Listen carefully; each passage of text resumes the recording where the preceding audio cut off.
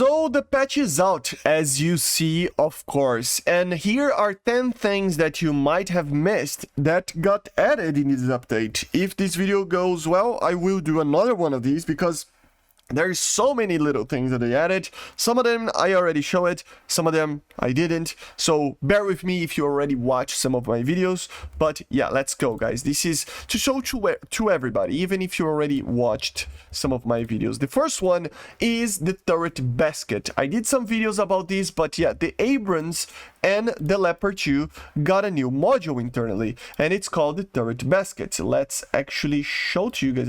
I think it's weapon drive, yeah.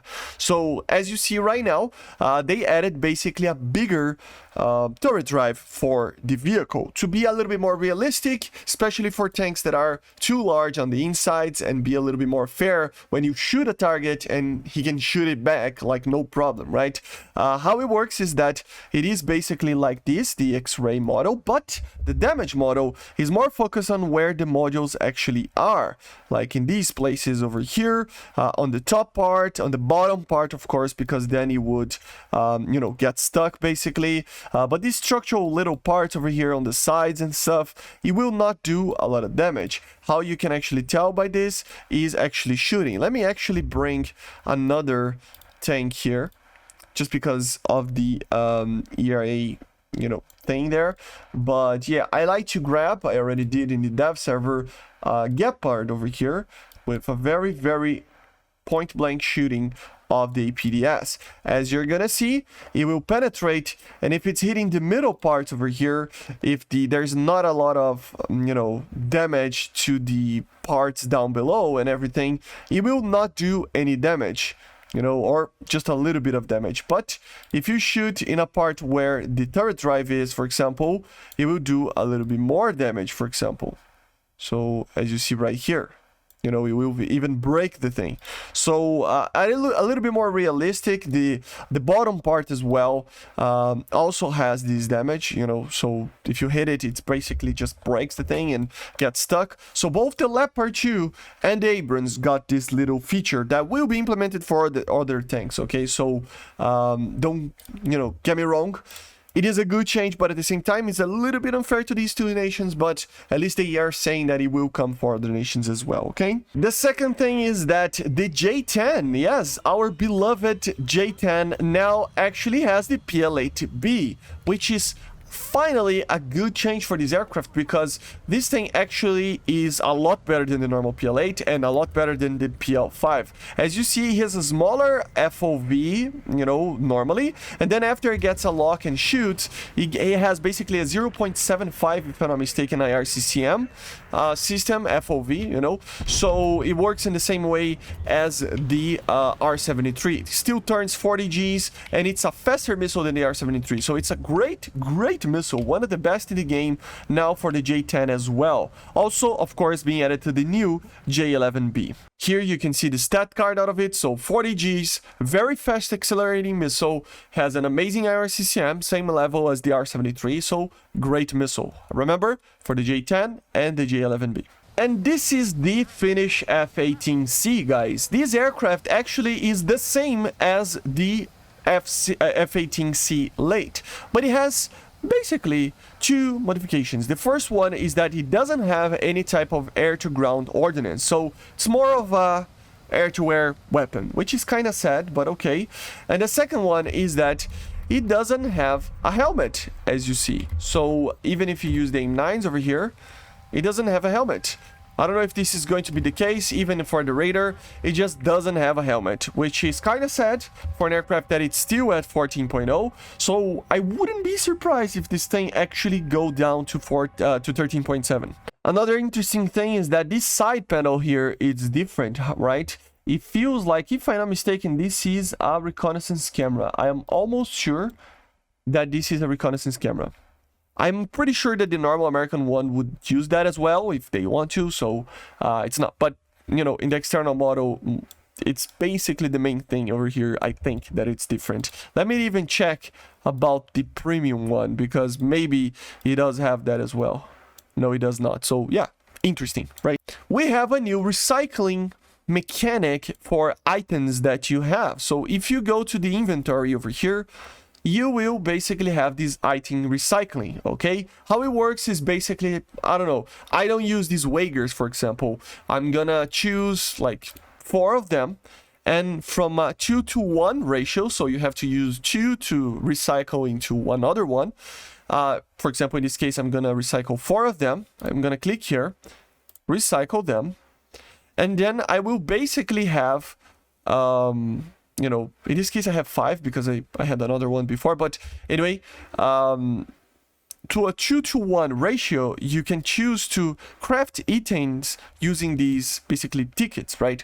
And then once they are created, they are random items, right? So for example, in this case, he gave me universal backups and order Avenger. Sometimes it gives me boosters, sometimes it gives me Wagers, you know, it gives you different things. But yes, it is indeed a very good thing. Just remember, when you use them and you have basically a booster, so take these things slowly, right? Because you can just, you know, create a lot of them over here if you want to. The boosters will have a timer. So just have that in mind if you want to use these for boosters, for example. Now, Electronics Canada Ray Raiders are way better than the normal Raiders. So to know this, you're gonna basically go to X-Ray over here, and every single type of Raider that it's an Electronics Canada Ray Raider will have the TWS AESA wording. So for example, the SU-30SM has it, for example, the Rafale has it, and once that is the case and you go test it, you will see that there is a little feature here that makes these Raiders way better than anything else for situational awareness. So of course this works more on TWS, this only works in TWS, right? And you have to get the detection. It's still a pulse Doppler radar, so targets will still be, you know, not appearing if you are perpendicular to the target is perpendicular to you. And basically, if you have a detection you detected and used in TWS like this, you can look away, for example, and the Electronics Canada Ray Radar will remain updating the radar screen there for where those targets that were first detected are. You know, so basically, as you see on the radar screen there, although I'm looking elsewhere, it is still looking to those targets that are right here. So you can basically just look elsewhere, keep a, you know, a radar lock, soft lock for a missile, for example, and still you will still have that. Or for example, I have a missile onto this target, you know, like this, and I will turn away and look away, and the missile will keep getting updated to that target. So it's a great advantage that Electronics Canada Ray Raiders will have. Instantaneous detection for all targets after the first you know, detection, basically, with TWS, which is pretty cool. On the FOV of the radar, of course. You probably already know this, but the F-18Cs of the US, both the early and late models, have a new Sparrow, the AIM-7P. So what is different about this missile? Well, if you are an American main, you never saw a missile that has this type of thing being a semi-active radar homing. Finally, the AIM-7, with its P model, has a data link system, and in this case an inertial navigation. I don't think in real life this missile has had inertial navigation, but it doesn't matter, in the game it has. Yeah, it basically has the normal, you know, semi-active radar homing, so it uses the bouncing back radiation from the main radar to know where the target is for final approach. But until it gets to that final approach, it uses the data link, getting information from the main radar as well. So basically the radar will know where the target is. It will send information via data link to the missile before the missile can actually have the radiation bouncing back from the target from the main radar. So it makes it up to be a much better missile, much more reliable, because maybe there's too much chaff, there's too much clutter, but the main radar is still like seeing the target because it is a more powerful seeker, technically, you know, and with that it can still give information to the missile. By the way, we're gonna try to replicate this. You will not be able to have a proper hit unless you have the radiation bouncing back from the target. It's just a help for the missile to get closer to the target, okay? So it's not like it's gonna always, you know, get there, and it's always gonna be like that. You don't need to have the actual semi-active radar homing part. You do need to okay? It's just that it helps a little bit. And by the way, another thing is that, of course, increases the range of this missile. Not that it needs to be increased, but increases. It is going to be a little bit more reliable once it's actually going away. So here, for example, we do not have a missile, you know, a missile like return basically of the radiation. You'll see that because we don't have the actual red circle. So for example, here I have the red circle. If I lose these two red circles, I only have the middle one and they are not red anymore. The missile seeker doesn't have like this, for example, see, like this. The missile doesn't have anymore the return from where the target is, and it will use the data link to actually know where the target is, and then once it reacquires the radiation coming back from the target, it will go to that. So for example, if even a high off-board sight kind of shooting over here, the missile will have that data link until it receives the actual, you know, proper radiation coming back from the aircraft. So kind of complicated in the explanation, you know, but it works in the same way as the R-27 and way more reliable and way better. Everybody should have this Sparrow if it's the main missile of that aircraft, to be honest. But unfortunately, not everybody used that Sparrow. So yeah, kind of sad, but it is the best Sparrow in the game. Another thing that I need to talk about is the fly model of the MiG-29, guys. Finally, it is realistic, kind of, right? Because finally we have the button to turn it off the AOA limits, meaning that this aircraft can do similar to Cobra maneuvers, guys. And it's amazing because, remember, guys, this thing was suffering. The Su-27 got a buff on its fly model in the last update, but the MiG-29 was always suffering from a fly model that wasn't really realistic. It wasn't pulling the amount of AOA that the pilot could actually choose to pull. It was even pulling less than the safe, you know, amount that it could actually do. So it was kind of problematic, and now the aircraft is indeed way better, and because of that you can get very, very high off-board shooting with the MiG-29. Of course, this is not only to the MiG-29, but I think the fly model of the MiG-29 was the one that was the worst because of this.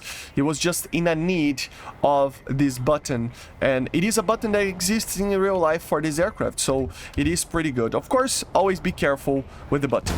So guys, now we have a way for the radar to know what type of target it is actually looking at and locking. And technically we have some different methods of these radars to identify these targets. So for example, in this case of the F-15C over here, it's telling that it's a jet. It might tell it's a multi-jet if it has multiple engines, a prop aircraft, a small aircraft, a big aircraft, a medium-sized aircraft, anything with that, depending on the aircraft, depending on the radar. But there are other types of NCTRs, like for example the Su-30 is one, and I think the Eurofighter does this. I think the Rafale, I have to check. There's multiple aircraft that does this as well. It can even identify, as you see, the type of target, exactly the model of the aircraft. If it's a MiG-15, 21, 23, if it's an F-16, Viggen, Draken, all the major aircraft that you will see in the game.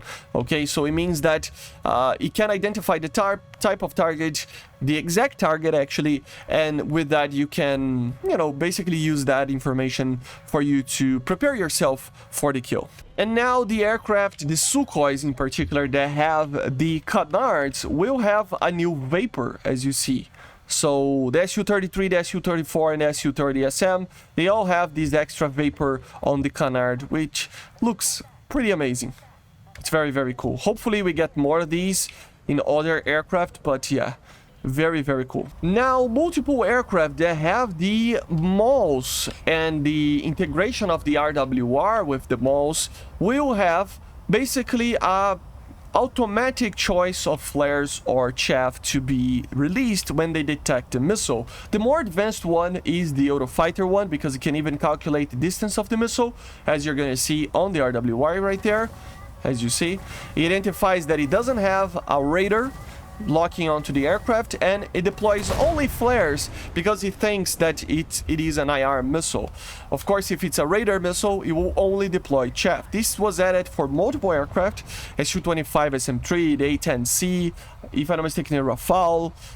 I have to check the Rafale, I think the Rafale, yeah, right, I think. The Eurofighter and some others. A lot of helicopters as well. So basically, they will identify automatically if it's a radar missile or not. If it's not, it will only deploy flares. If it's detecting the RWR shot, it will deploy only chaff. This is the famous sensor fusion that a lot of people talk about, okay? And basically, this is it, guys. These are 10 things that you might have missed or not, maybe not, but if this video goes well, I can do even more because there are so many little things here and there that we can talk about it, right? If I miss any, let me know in the comments, and I see you guys on the next one. So yeah, guys, subscribe, leave a like, leave a comment, and bye.